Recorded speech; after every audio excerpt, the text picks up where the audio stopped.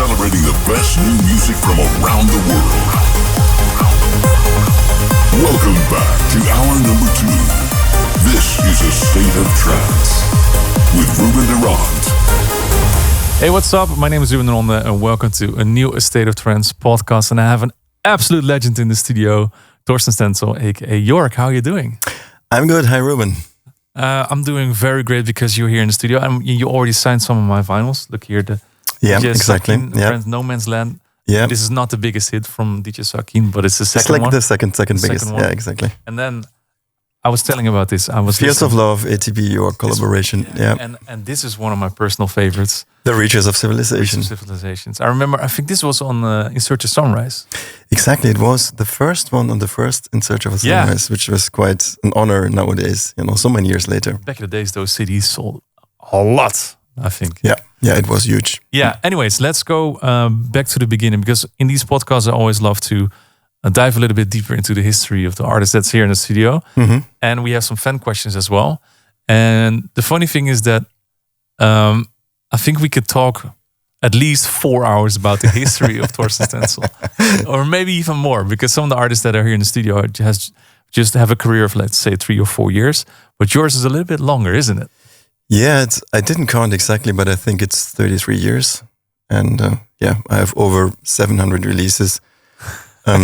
So it's quite something. Okay, let's go to the very, very first beginning, because I read that you're a classically trained musician. Yeah, correct. From a very young age. Yeah, my father asked me, hey, you want to learn an instrument? I said, yes. And then I said, how about piano? I said, okay. So I started when I was a little boy. Yeah. And then I didn't like it. I hated it.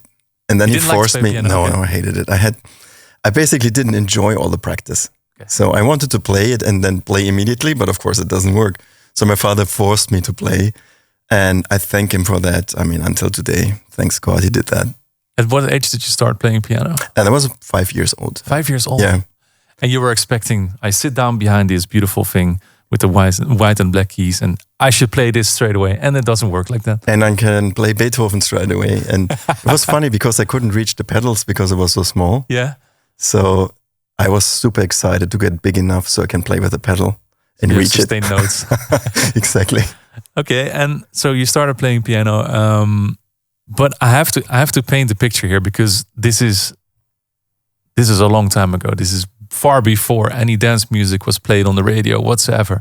How did you start making music? Because I guess you were playing piano. You were together with your brother, of course, with Jörg. How did you start making music? You decided, okay, to put this in a DAW and to actually create something. Well, I mean, in those days, if I think back, I mean, in the 70s, like you said, dance music, like that classical dance music that we know today didn't exist. Yeah. And of course, there were bands like, for instance, Kraftwerk. Yeah. Which was really the first electronic band I was listening to at a quite early stage. And then there was, for instance, Jean-Michel Jarre, or there was Mike Oldfield. And so those people, like the pioneers of, electronic music, I would call them, they took they interested me a lot. Yeah. So once I heard, for instance, Shine On Me Crazy Diamond from Pink Floyd, I heard this track with this guitar what is this? And those pads. I was like, what is this? How they even make that? So I quickly realized you can't just make this with only a guitar or a piano. And so I was saving up on my 12th birthday to buy my first synthesizer. Oh, your 12th birthday. Okay, yeah. So I bought this Yamaha DX7, and it was super expensive. And I saw it in an AHA video from Take On Me or something, some of those band videos. I saw the keyboarder, I forgot his name, playing, not Morton was a singer, but he's playing this DX7. I was like, oh, that's the thing that I need. So I saved all my money, bought it, and then quickly I realized it's not enough. No. I can only play something with it, and it didn't even have a sequencer, so you could just play with it, and that's it. You can save anything. You can't save anything. No, it's gone. Yeah. So that was my very beginning where I started to play with electronic music when I was 12 years old, and that was in the 80s. So you had your synthesizer, and then the moment came that you needed a drum computer or something like that. Exactly. Then my second thing I remember was a Roland 808 that I synced up and I had a little MIDI sync, and then I had this hardware sequencer that could save like 16 different sequences. Yeah. And then you had to program the drum computer and just start the sequencer, which was triggering the machines with MIDI. So it was quite complicated, but then at least I had some kind of rhythm and I had some kind of bass or whatever that I could program. Yeah. And then so you could record stuff as well with a sampler. Well, samplers weren't really a thing. There was only one sampler that had like just a couple of kilobytes, so you could sample like a bip, bop, bop, bop. Well, there were songs that had like 5 samples in it, and the sampler was full. So how would you record something? On a tape machine, indeed. Yeah. So on a 1/2-inch tape, we recorded those things, or just on a cassette recorder at home. So that was the way we recorded. So you had your drums and your synthesizer and your bass rhythm, and that was a song. Yeah, that had to be everything. Well, of course, I bought more. And after that, I remember, what was the next thing I bought? I bought like this cheap chroma synthesizer and more stuff. And then at some point, I bought the 303. But I realized quickly that it's not very versatile. The only thing you can do with it was like monotone, like techno sounds. Yeah. But yeah. And I started to build my equipment. Do you still have those machines, or is everything gone? I still have one of those left. And sadly, I sold the 808 like 15 years ago when I thought, oh, you don't need this anymore. And now it's like worth a car. Yeah, it does. It's insane. But it's being overused again right now. Or at least the samples that come out of it. Not a lot of people Of course. I mean, everything is based on the 909 that I also bought, of course, and the 808 drum computer. I mean, pretty much we had in every dance record somewhere. Yeah. That's amazing. So, okay, so you were sitting there recording on tape. At what age did you realize, okay, this is something that I can put together and then release something? Or is it this is good enough to put it out there? Because there was no dance music at that time, pretty much. No, there was no dance music. There was no dance music.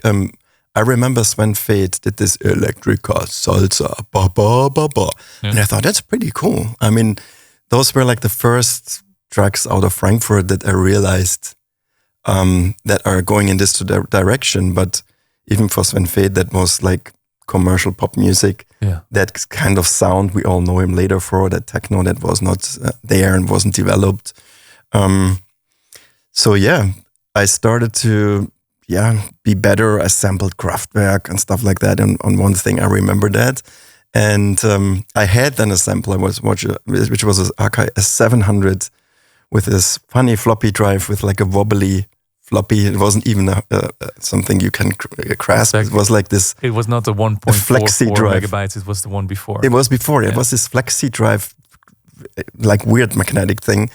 So anyways, bought one of those and I sampled some Kraftwerk and built some beats underneath. And then I wanted to buy another synthesizer and met this guy randomly who was running something like a recording studio and record label. Mm-hmm. And he listened to my demos that I made, like my simple sequencer demos, and he liked it. And he invited me to the studio, and then I brought my Kraftwerk sampled whatever techno tracks. And that was called Recall 4 Contrast back in the day, and it was my first release, and that was 1989. Yeah, I see it here. In so 1989, the first release, Recall 4 Contrast, through ZYX Recordings. Exactly. But his mention also on Wikipedia, his partners failed to credit him as a writer, co-producer, and because of the lack of his knowledge of music industry, only Mixed by Torsten Stenzel appeared on the credits. Of course. While you created the tune. Exactly. Well, I created the bass line and everything, let's say the ingredients. Yeah. But little did I know what publishing means and what writing lyrics. You were just happy to be in that studio. Exactly. Yeah. So I was just there, and then my name was on the record. It was only on vinyl out first, and I was happy to see it. But I didn't realize that I'm actually not a writer officially on the record. So that was the rude awakening of the music industry. Oh, no. There you have the awakening. Exactly. I have the awakening. Ding, ding. Mm-hmm. So you released a lot of tunes after that. And of course, we're going to skip to the part in, correct me if I'm wrong, the first appearance of York together with your brother Jörg as a remixer for Taucher, The Sea in 1993. Is that correct? You did some proper research. Is that correct or no? Very little know that actually. Yeah? Yeah. It's like a very deep, dark techno vibey kind of track. Yes. Well, we experimented because I wanted those guitars. And back in the day with Taucher, we started to, experiment more into trance direction. And then I asked my brother, would you mind playing on it? And that was the first song in that style. Let's say the first pre-York song ever. Yeah. Was on that Taucher album. Because in the meantime, from 1989 to that moment in 1993, you were also producing music with and for other people.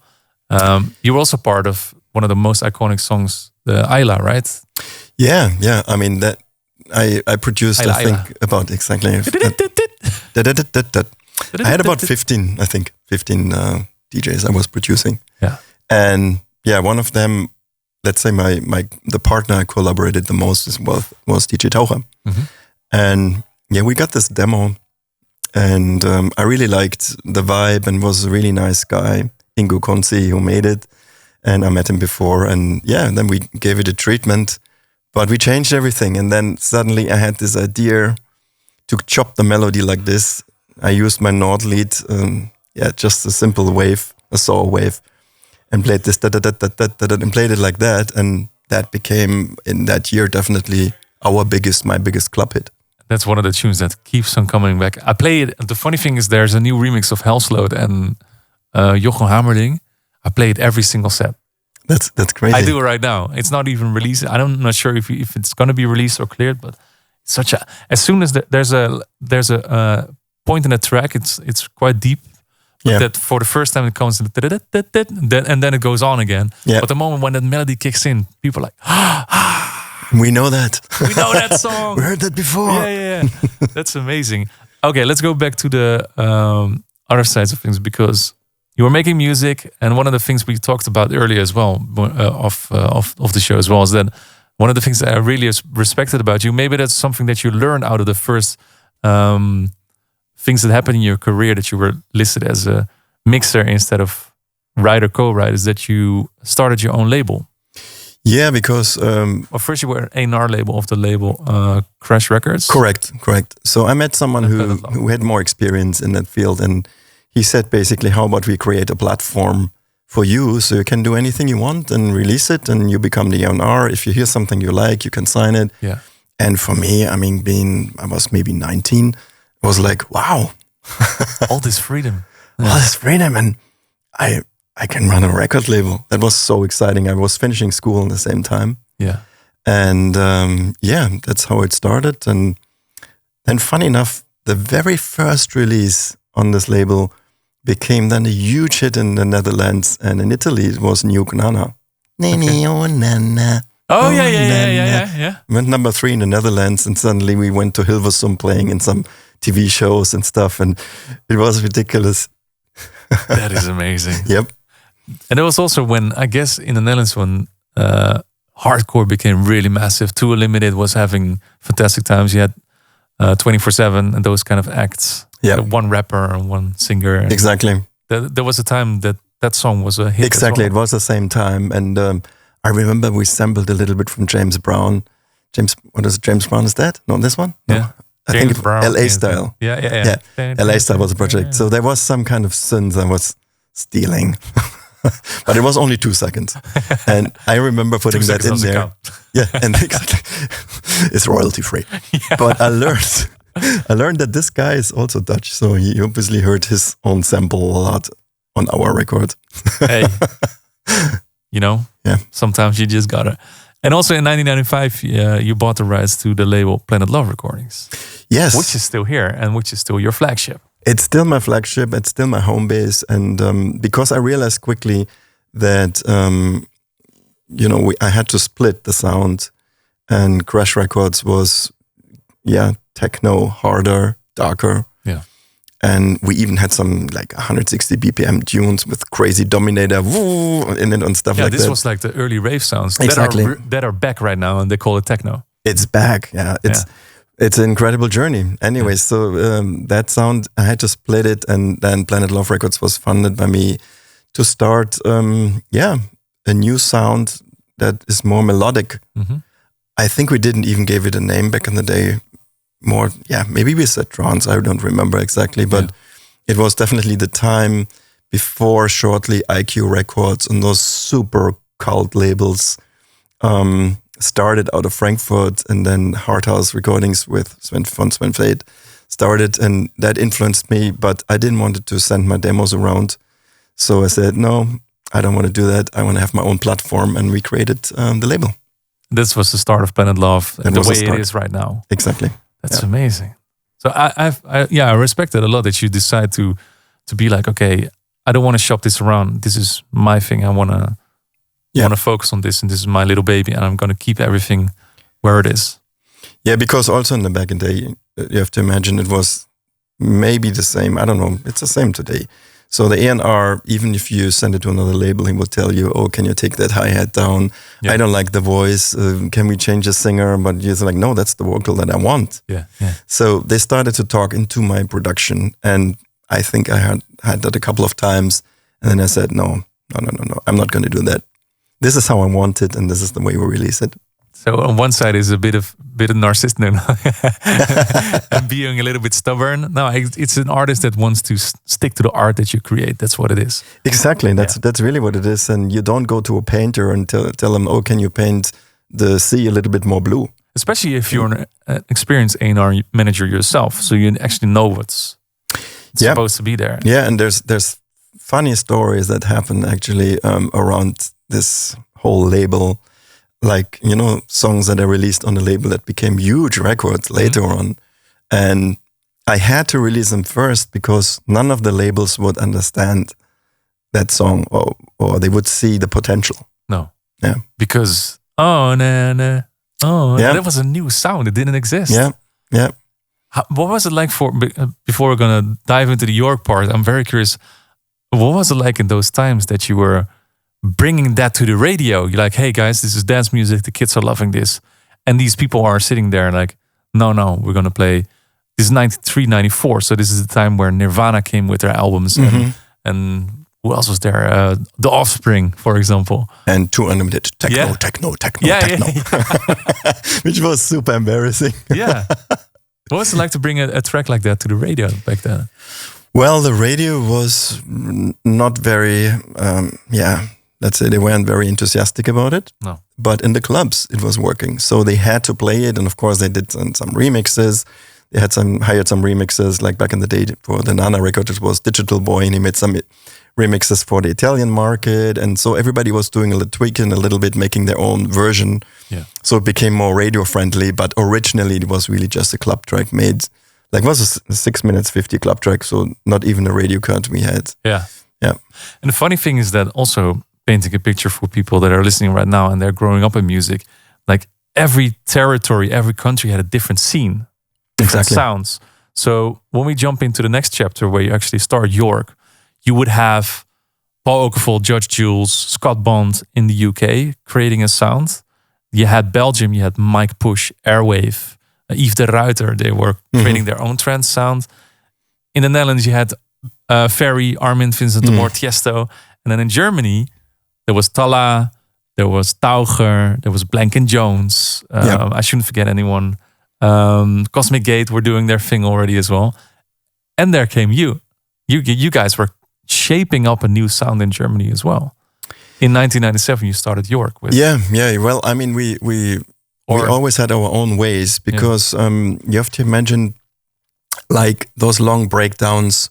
For instance, we have on all the Taucher records, you just mentioned Isla. Isla has a long breakdown with a long build-up. Yeah. That wasn't really a thing before. It was not so popular to, start a track with a beat and then have a drop, then maybe next drop, and then you have like 2 minutes 50 break in the middle of the record. Yeah. And even A&R managers or other people told us you can't do that. Yeah. And they called it Rucksack break in German, which means backpack break. So that's the moment when you go to your backpack, get your bottle or whatever to drink, or you order another drink and go back to the dance floor. So they kind of laughed about those long breaks that we were always doing in all the tracks. And later that became the thing. Yeah. I mean, endless breakdowns with hands in the air. And we were just stretching it more and more. And, the Wave, for instance, that the remix we made back in the day with Taucher, the Wave has a super long build-up. And you know what? Nowadays, over 20 years later, it still works, which is so cool. That's amazing. You didn't know back then because everything was new. You were creating something. No, we didn't know. Yeah. I mean, it was also, making the way over to York. When we recorded Awakening, I just wanted to make a more melodic trance that also like this sound, but a bit more melodic and a bit more like, I always imagine being on the ocean and, like feeling the warm sun on my face. Yeah. And that was the sound that we were aiming for. And that's how Awakening started, basically. That defines the sound, the sunshine, yeah, the sunshine beach, and the desire and the basically just, the warmth. And so basically On the Beach should have been the first single when you think about it. It could have been technically the first single, yeah. But the Awakening was the first one, and it was charting everywhere. Like in the UK, it was almost a top 10 hit. Yeah. It has a funny story. I mean, it was the Awakening of York. Yeah. So, I think it makes sense. Exactly. It has a funny story in the UK because it was the single, and it's and BBC history for that. It's the single that streamed the most, but never reached the top 10 in that year. Yeah. So it's streamed. Sorry, oh my god, it's sold. Hello, people bought we are music not. back then. We are not streaming back in those days. My god. Anyways, so it made over 200,000 copies. I remember that, and I was a little surprised that it didn't make the top 10. So it would stick on 11. You were like, they're selling so much, but it's not getting in there. Exactly. I mean, can you imagine 200,000 CDs? That's quite. Imagine how much the number one sold. Exactly. We're talking millions. That's crazy. So back in 98, 99, when that was, the sales were like peaking. I mean, I think that was a period of time where you sold most. That's insane. Second single, On the Beach, was a conversion of, just reading this up, was a conversion of British singer-songwriter Chris Rea, and it became number 3 in Germany, United Kingdom, and in the US. Yes. So that was a massive hit. Yeah. So Awakening, it is. And how did you find that sample? Well, I mean, first of all, I'm a big Chris Rea fan. So in my teenage times, I always listened to his albums, and I remember Josephine and On the Beach were always 2 tunes. I was just playing in the background when I'm doing my homework and stuff like that. So I always liked it. And I thought this melody is just, oh my God. And then, of course, Awakening was before, and I wanted to create some kind of, beachy feeling. Mm-hmm. So I wanted to have this, I wanted to feel like I'm in Ibiza or wherever in the Mediterranean. And then I said to my brother, let's do a cover version. Mm-hmm. And we tried to sample the guitar, of course, but it was too much noise in the background. And there was no IA to fix that. There was no artificial intelligence to fix that. So we had to play it. But there was the other challenge that now we're in 134 BPM was the first version, and the original has about 105 BPM. Yeah. So we had to change the phrasing and the rhythm of the guitar to make it fit to proper. The stretching was not as good as it is right now, of course. No. There was a sampler stretching, but it sounded terrible. Like everything would sound like beers. So we played the guitar. He played the guitar, my brother. Yeah. And I remember I layered several guitars to make it wide. So he played a very soft one, a loud one, and I stuck them all together. And in those days, also in that time, the first good Apple computers came out. So we had already a simple hard disk recording possibility, and we had the archive samplers, which weren't small anymore. They had not like suddenly 64 megabytes, still small, 128 megabytes and stuff like that. So they Which was massive back then. Back in the day was massive. Oh my God. I never have to change this anymore. Exactly. That's it. I remember making my sound sets and having all the samples on the sampler, and I thought, okay, this is good. Yeah. Anyway, so we created this new version, and we sent it to the publisher to get clearance for it because there weren't so many. Covering was not such a popular thing like later on. Yeah. So we had to send it to them, and they said that's a nice version, and they gave us clearance from the UK. Yeah. And then we released it and it became a complete banger. I remember it went number 1 in the German dance charts within a short time. And I was like, oh my God, I mean, what's happening? Yeah. And then it went even more crazy because Sony picked it up. Sony Music, there was a label in Frankfurt back in the day. This is where they had the German headquarters. It wasn't in Berlin like later on. So A&R would hear this and like, okay, let's push this hard. Get some remixes, and suddenly Manifesto was knocking on the door. That's the version I have on vinyl. Yeah, which I loved that label. I was like, oh my God, that's so good. So they picked it up and made remixes, of course, and kind of every country did their own versions, and it became definitely the biggest York hit ever, and that song is haunting me till today. And that's why I have on my jeans jacket, On the Beach Forever. Yeah. That's what it says on the backside. It's it's the song that I think will haunt me and won't stop, and it's coming back in waves. Then it's quiet for a couple of years. Coming back. Suddenly you would sit in a football. You would sit in a football stadium, and suddenly, yeah. Hey, wait. Where is this coming from? Hey, there's York again. That's amazing, man. Well, that's a good story. So those were the two biggest songs in that time, of course. But in the meantime, and this is, to be really honest, I did not know this until I did research for this podcast, that you were also one of the masterminds behind the DJ Sakin and Friends projects. Yes. Of course, you had Braveheart. Yes. Which, correct me if I'm wrong, it sold 700,000 copies. Yes. It was crazy. Protect Your Mind with DJ Sakin. Exactly. This was the follow-up. Yep. So in the meantime, you were doing York, but that means you were doing all these other projects on the side still as well. Exactly. Well, I had York and I had DJ Sakin, and then I had Taucher cooking at the same time. Yeah. And a bunch of other DJs who were knocking on my door. So it was, for me, super busy. I was every day in the studio till late. And just talking about this DJ Sakin and Friends story, DJ Sakin came one time, then showed me that sequence from the Braveheart movie, and I loved it. Yeah. This very sad moment, basically, when the princess gets killed, whatever. So it was super sad. And then the melody starts, and I was like, oh my God, this is fantastic. So we turned it into a club mix, and I was so enthusiastic. I thought, okay, this is too big for Planet Love. This could be a huge record. And that was in, I think 98. And then I was running to Sony Dance Pool in Frankfurt. And the A&R told me, this is rubbish. This will never sell. And there's the A&R again. Well, come back with something proper, Torsten, but this is not going to be a success.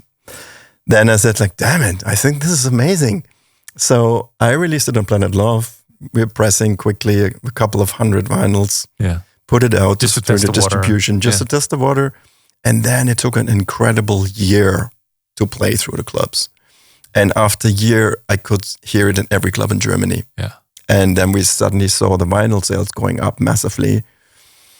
Yeah, and then I took it, of course, to another record label. And that was Intercord back in the day. It doesn't exist anymore. It was part of EMI Electrola. Yeah. And they signed it. And it became number 3, and like you said, in Germany and the UK. And it was a massive hit in the Netherlands as well. It was massive. It was all over the radio everywhere. And then I remember that very same A&R, I invited him for my gold party in Frankfurt. So I had my sweet revenge when I met him at my own party and told him, okay. And he was like, okay, I admit it. I was really wrong. And I'm an idiot. So exactly. And he got fired because of not taking it. Well, I don't know if that happened, but I had my sweet revenge. And I don't know, I'm not a revengeful person, but that was funny. That was funny. It was funny. Yeah. But still, you stuck around. You didn't ditch the idea, and you decided to release yourself to be like, hey, okay, he doesn't believe in it, but I believe in it, so let's go with it anyway. Yeah. I think that's something that people that can take that as a lesson as well if you listen to the podcast. And sometimes your songs get rejected. I had to say, I still have my emails also that I sent my first demos to Armada and I got rejected. My heart was broken also. But still, you had to find a way and just keep on going. Exactly. I mean, I think it's an important lesson. If you want to become successful as a producer or DJ, whatever you do, that giving up quickly, it's the wrong thing. Yeah. I mean, you have to stick and believe in your own things, or you have to just have that trust that what you're creating is right and it's the right moment. And I was too stubborn to accept those no's. I was like, no, if you say no, you say no, then I'll do it by myself. Yeah. And that stubbornness brought me lots of hits. Well, there you go. And good samples. Yep. Good samples as well. Let's forward a little bit, because at a certain point, you moved to Ibiza, right? So there was the On the Beach, Forever on the Beach, yes. part 1. Yes, that Forever on the Beach came when I moved to Ibiza. I always said... Why did you leave Germany behind? Well, in the 90s, Ibiza was so incredible, exciting. And I remember I went there with DJ Taucho on some gigs. Mm-hmm. And I saw all those people dancing. And my God, we were in the Amnesia, I remember. And they opened the roof and I saw 10,000. When the boot was still up. Exactly, the old one. And then I saw 10,000 people partying to the sound that we make. And I was like, oh my God, that's heaven. And everybody was happy, in a good mood. And then I remember I came out in the morning, like 7, 8 a.m. And the sun was up and it was warm, not cold like in Germany. And I was like, okay, you know what? This is a really nice place to be. And from that moment on, it was, I think 96 or something. I made this pact with myself that I said, whenever you can afford to leave the country and live in Ibiza, you want to do that. Yeah. And that happened in 2004? No. Earlier? Way before. Okay. That happened in 98 when I had Braveheart. So you had the idea in 1997, 1998? Yeah. Let's go. Yeah. 98, when Braveheart went number 3, I already ran to my bank and said, okay, I need some cash. Guys. I have a number 3 hit. I have a okay credit score. Yeah. So I'm going to move to Ibiza. And I moved. Yeah. So you bought a place or you rented a place in Ibiza? I bought a place straight away. You still have it? No, I sold it sadly 2010. So I kept it for many years. Yeah. Good market. Yeah, definitely. And they paid for the house in Antigua. Yeah. Yeah, that's amazing. You also work with one of the still legends, I guess, Sven Greimer, DJ Shock. Yes. You found 7 Sense recordings. Exactly. And another alias I found out yesterday that I didn't know that it was you as well as the Mandela Brothers. Exactly, yeah. That was the trance name for Sven Greiner, DJ Shock, and myself. Yeah. I mean, we became really good friends in Ibiza. He came frequently then, and we did a lot of releases together. And I mean, he was such a lovely guy. I really liked him a lot. And I was deeply shocked by his passing. Yeah, unfortunately. Yeah. Unfortunately, Way too young also. Way too young, yeah. Well, luckily you still have the good memories. I have beautiful memories of him, and sometimes I smile and think about it. Well, that's good. And you still have the music, of course. That's the music, same with Tillman, for exactly. example. Music will be there. His music will be there forever in our tracks, which is great. That's amazing. But then at a certain moment you were like, okay, Ibiza is not warm enough for me anymore. I'm going to move to the Caribbean, to the Indies. What made you decide to move all the way there? Well, okay, I have to take a little breath. That's a longer story. Yeah. So I was roughly 9 years in Ibiza, and everything was working well. It was all fine, but I got a little bit, because I wasn't there just for the season. I was there full time. Yeah, so it's not a vacation anymore. No, it's not a vacation anymore. So I'm there December, January, February, the whole year round, always in Ibiza, artists coming, going. And it happened that I got my first daughter there. Yeah. And I remember I brought her to the kindergarten in San Jose. I had a house in Escobel's beautiful little village close to the coast. And I went to the kindergarten, and there was a guy sleeping on the sidewalk. It was some raver left over from the whatever Sunday before, sleeping. And I walked there hand in hand, and she looks at me and asks me like, "Daddy, why is this man sleeping on the sidewalk?" And I told her he did party too much. Yeah. And suddenly I had this whole picture in front of me. You're trying to raise a child here with all that party around and all this craziness. And I knew it from myself that, I mean, In Ibiza, you don't party on Saturday, you party all the week through. Every single day. Every single day. So yeah, that was a moment when I went back to my wife back in the day and said like, what do you think? I mean, and she said like, you know what? I had the same feeling. For her, we should maybe find a place that is a bit more peaceful and it's not an island to raise a kid. No, I think it's not a great island to raise a kid. Some people might disagree with me. Also, back in the day, the schooling was not good at all. I heard it's gotten a little better now, but that's now many years ago. I mean, we talk like here proper. This was when Ibiza was only a rave island. Or exactly. On one side you had the hippies, on one side you had the ravers. Yeah, exactly. There was no people just living there.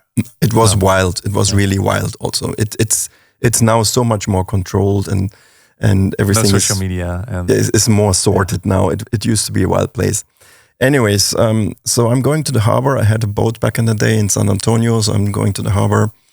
And my friend is cleaning his boat. And I go to my boat and check some stuff. And he's like, how are you doing? I'm like, I'm good. And it's like, you know what? We're thinking maybe going somewhere else. And he said like, oh, that's not a bad idea. I've been to the Caribbean. It's like, oh, where did you go? So like, yeah, there's this amazing place. And let me tell you, it's beautiful. The land is cheap and it's always warm weather. It's called Anguilla. Yeah. I said, oh, Anguilla. Okay, that sounds interesting. So yeah, I finished my boat, clean everything, lock it, go in the car, drive home. And then I tell my wife, hey, I heard about this amazing place in the Caribbean. Tony just told me about. It's called and something with A. I forgot the name. And then she went on Google and said like, Google was there exactly. So she typed in A something Caribbean and Antigua comes up way for Anguilla. Okay, So Antigua was the first name showing up. And she asked me, so was it Antigua? And I said, yes, that was it. It was Amsterdam, yeah. Yeah, exactly, it was Amsterdam. So yeah, we just made, quick decisions, said, okay, why don't we just take a vacation there? Yeah. So we booked a vacation, left Ibiza, went to Antigua. The locals say Antigua, not Antigua, but it's named from the Spanish conquistadores. So it's of course correct would be Antigua. We loved the island. It was just a peaceful little place with endless beaches and very little tourists. And we fell in love with the island. And I went back and we both thought, okay, why don't we do a test year? And we keep the house, everything, keep the home base in Ibiza and just see how we can do a year in There's always an escape to go back. Yeah. Exactly. So we have, if we don't like it, we can go back. So I went to the harbor, see my friend again, Tony. He's like, hey, Tony, oh my God, thank you so much. Antigua was amazing. And he said, like, you idiot. What are you talking about? You idiot. I told you Anguilla. I was like, oh my God, I went to the wrong island. You're still there. Yeah, turning out it was the right place. Anguilla I visited after that. It is just too quiet. There's nothing going on. Antigua has a big yacht harbor. There's lots of events in December, January. There's huge regattas. There's half of Ibiza or Mallorca. They're coming all to Antigua. Really? So the island gets occupied with lots of people I actually know from there. Okay. And they stay there during the winter because it's warm there. And so they take like the seasons. Yeah, they take the seasons there with their yachts and then move the boats back to the Mediterranean once it's summer. Wow. Yeah. That's amazing. But you stick around over there. And well, sometimes you go back to Germany to do shows in Europe and exactly. I play my shows here, but I always go back there. It's my home base. That's amazing. I'm jealous. Well, I shouldn't be jealous because if you want to do it, you should just do it. Exactly. Everybody can do whatever you want. That's very, very true. 2011, big thing because, and I still remember because back in the days I was still A&Ring also for Armada Music. You joined forces with Armada with Planet Love. Correct. I mean, we know each other for quite a while. Yeah. We started to, join forces and give Planet Love Records a bigger platform with the distribution because our distribution was small and limited, and we thought it's the right decision to, boost that connection and form this joint venture. Yeah. And it was a good decision back in the day. Yeah. Which went on for a few years. Then you started doing things on your own again. And now you're sort of back also with Armada. life is a circle. I always say that. Yeah. So yeah, we kind of separated after a couple of years, and then not recently, but 3-4 years ago, we suddenly start talking again, and now Armada is again the home base for lots of beautiful releases, and we have all the classics together. And I mean, we heard incredible remixes coming out on Armada from Kryder on the Beach, for instance. Yeah. And there's even more super cool stuff coming in the future. So it's one of those songs that just keeps on giving. Exactly, on again, the beach forever. on the beach forever. Yeah. So yeah, it's a very fruitful, nice partnership. But it's not only the classics, because you're very productive in the studio. Is it in the studio again, or did you put your focus somewhere in the, let's say, between 2010 and 2020 with different projects or something like that? Because York is really making a comeback again with new music this year. Yeah, the reason for that is very simple. It was my daughter. Yeah. So Aura, my daughter Jamie, became huge suddenly, and she started to sing when she was 12 years old. And she had this incredible voice. I was just, wait a minute, what is happening I here? listened to her in the studio and was like, oh my God, that child can sing. Yeah. And then, I mean, I worked with lots of singers before, but I realized her voice is so distinctive, is so different, that I always said she has definitely a shot. Yeah. And so I helped her starting, doing covers. And the typical thing would be back in the day, you do like a YouTube cover and you try to go viral. TikTok wasn't a thing and things like that. So we did YouTube covers, which went indeed viral. Mm-hmm. And so I slowly started a career with her together and organized first writing sessions in Los Angeles. We were flying over. So you have to imagine I had to pause all my own activities. Yeah. So York was on pause. Planet Love was more or less on pause. I just let it run on the side. Yeah. And then I spent the next 5 years focusing really on my daughter's career and helping her. Also because she was a minor. Yeah. And I had to travel with her. She wouldn't be allowed to go on a plane and go and fly to another country by herself, or even doing shows. I think a lot of people forget that in that point in her career, she was still a minor. That's actually crazy. She was 15 and playing her first shows by herself, and first little headline tour with 16. And then we had big shows with Ellie Goulding, Louis Capaldi. We were opening for them. And then she did this massive Alan Walker show where the first time she was by herself, after we played 75 shows together, I remember that counting. Yeah. I, could let her go the first time by herself because she was by the time. For you. Oh my God. I mean, I knew she's 18, she's very mature, and she knew already touring from our, touring before, but she went alone to, Jakarta, Indonesia, and playing there for like 15, 20,000 people. Yeah. And, you see some or hear some dangerous stuff too, like big, massive festivals there can be dangerous if somebody's panicking and stuff like that. So of course, I was always shielding her and guarding her. And it was for me, I was a bit nervous until I saw her then performing. And that was actually in Amsterdam, funny enough. It was an Alan Walker show in Amsterdam. And I thought, okay, it's fine. She does it amazing by herself. I was super proud of her. Yeah. What kind of advice do you give her as an artist from the stuff that you've learned in the past for scoring massive hits, doing all these shows around the world? What kind of advice did you give her to make sure that her feet stay on the ground? Well, for me, I always told her, you have to stay humble. Yeah. And I think that is a key element, is like, it doesn't matter how many millions, billions, she has over 1 billion stream already 3 years ago. Yeah. How many billion streams you have, just stay a human. And I always remind her that, you're nothing without your fans. But she has that in her blood to be just a very kind person to everyone. That's how you raised her. Yeah, I tried it. I mean, it's just, but that's how she is. So I didn't really have to give her much advice. I mean, it's she does her thing by herself, and now she runs her own operation. And I'm just telling her my opinion if she asks me to. Does she send her music to you for your opinion first? She plays me everything. Yeah.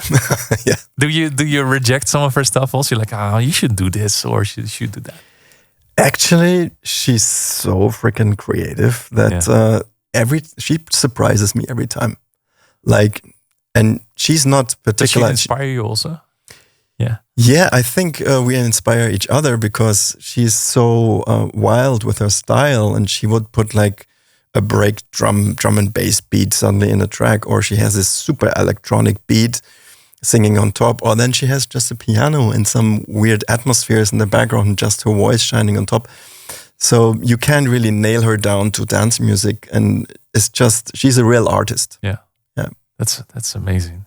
I love the interactions that you have on social media together. It's so cute. Oh yeah. We support each other.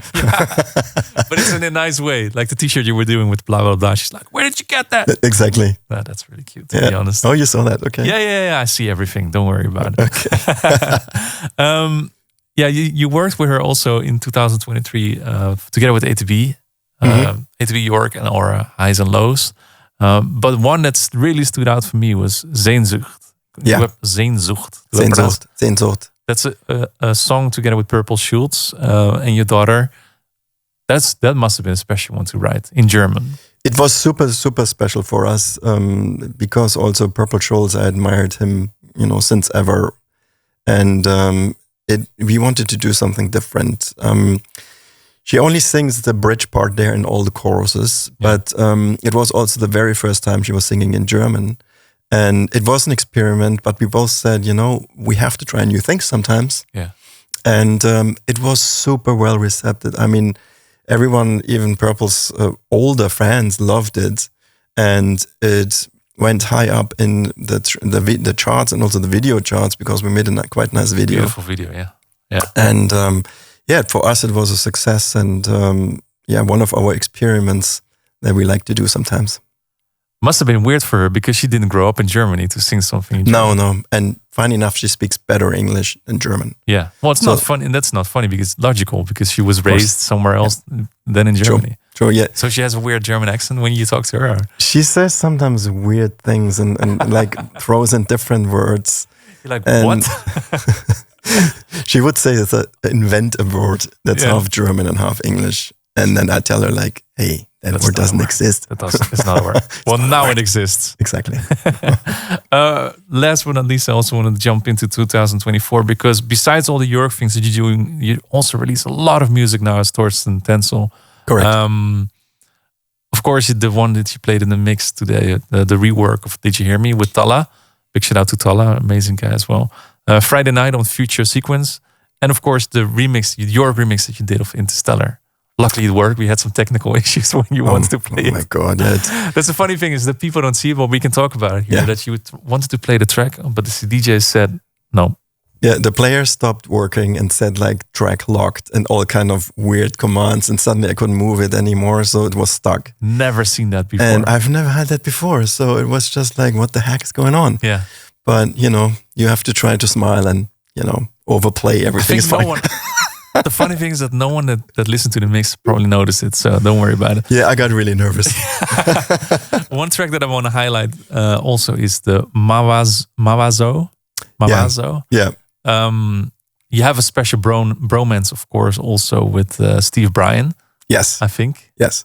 Because you worked with him quite a few times. Yeah, I mean, Steve is one of my assets. He is always in my studio. And since years, every year we have our session together. Yeah. So he's coming to the island and stays with me a couple of weeks. Really? Okay. Yeah, every year. And that's now, I think, for 7 years already. Yeah. So I have other guys coming, but he's a very constant, and we are such good friends. So we just create a lot of music together, and I'm collecting his ideas. And then, I mean, you have to imagine, I sit a lot alone in the studio, and I was sitting a lot alone in the past. So, and even now you get files from someone abroad, and you get your files and you work on it, you send it back, then they give you an opinion, then they add some stuff, and that's how you work on collaborations if you're not together in the room. But it's just so much better to be in a room with someone. You feed each other energy. Exactly. And you're like, oh my God, I love that. And all these kind of things. Go back to this, go back to that. Yep. Use that sound. Yep. Or, So there's actually a lot of funny thing that I want to show you. Yeah. Hello, this is Steve Bryan and... shit. You see, he didn't know how to make the liners either. So he's not the only one. Exactly. I was But struggling. you're right. I guess it's always nice to sit in the studio with someone, feed each other the energy, and I can always recommend you, like, if you're working on some music together and you have plans to do more music in the future, spend some time and money and just go to each other and sit in the studio together, because, and most of the times you would create, even if you would create the ideas and then work it out later separately by yourself. Exactly. Making the ideas together is just something magical. Yeah. I mean, yeah, that's it. Yeah. Tell us about Mawazo, because that's a special tune that you did. Yeah, Mawazo was I would say more like a proper progressive house, like a house tune. Yeah. I always lean over to I think house always is something that also really interests me. Yeah. And you will ever so often hear from me something that's not trance at all. And this one was just so special for me because the vocal is basically a lady from Curaçao. And now here's the interesting or sad connection. Now Curaçao got hit 2 days ago from a massive hurricane and got completely destroyed. I think only 10% of the houses survived. And this lady is from that island. Mm-hmm. And there's a lot of people from Curaçao living in the Netherlands also. Yeah. Exactly. Yeah. So there's a lot of damage. And I got this vocal randomly on the documentary and ending up using it. And I thought, this is so beautiful. And she sings in a Caribbean accent, which is really hard to understand for anyone. It's a mix patois with other accents down there. What is it called? Forgot. Anyway, so it's a rare accent, barely anyone speaks. And she sings "Fly high, dove, fly high," which is so beautiful. The image of that dove flying over the Caribbean Sea and her old broken voice singing that. That I got really goosebumps making this one. I think it's very special to me. I can imagine. It's a beautiful, beautiful song. Yeah. Please do more stuff like that. And also, I mentioned it before, the tracks that you made with Chris Howard, Deus Ex Machine and King Size Bad. And you told us already there's more stuff coming with Chris, with David Westmeyer. That's his real name. Also the singer of, if you listen to my music, Bloodstream that I did with Ferry Course, is the same singer, same writer. Amazing talent, David. So shout out to David Westmeyer. Yeah, shout out. A few questions that came in from the fans. I don't know what this means, but hey, Itza Bai wants to know. Well, my real question is, do you like cheese? That's actually a really good question because I have a love-hate relationship with cheese. There you go. I mean, he must have, well, actually, I never told that anyone, but I had problems eating cheese when it was not melted.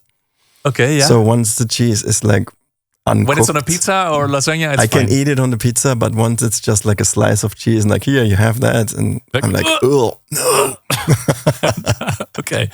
So you like cheese if it's melted. Exactly. All right. Fascinating Fats wants to know what projects are in the pipeline for you that are coming up next. Yeah, we have the collaboration with David coming. Mm-hmm. So that is something out very soon. I will announce it on my socials. There is so much in the pipeline with York and Torsten. I mean, stay tuned. There's a beautiful single on Pure Trance Records that I also played. Stay tuned. I can't even think about everything coming out. It's York on Instagram, and you'll know more very soon. Exactly. Follow me, please, and you will see what's happening. Yeah. Celio S82 asked how many times. I'm not sure what it means, but the song. Wait, let me read this out and let's make some sense out of how many times you create a legendary song on the beach and which person is behind the voice. So let's say, what's the person behind the voice? Can you tell us a little bit more about that? Because you told most about On the Beach already.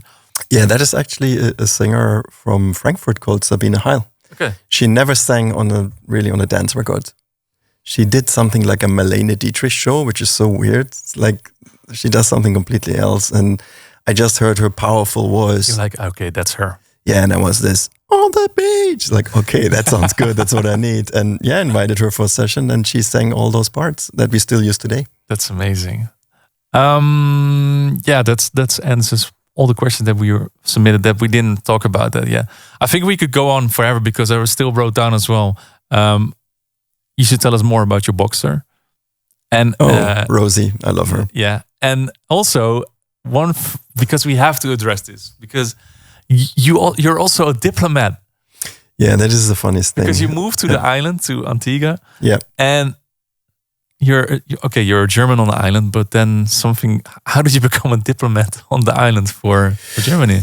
Well, so I needed a new passport and it was, was done. So I went to the German embassy in Trinidad, which is the headquarters. And I went there and said, okay, I need a passport. And they said, yeah, okay, fill out this form, do that. We're processing everything. After I'm done, they asked me like, can you come? The ambassador wants to talk to you.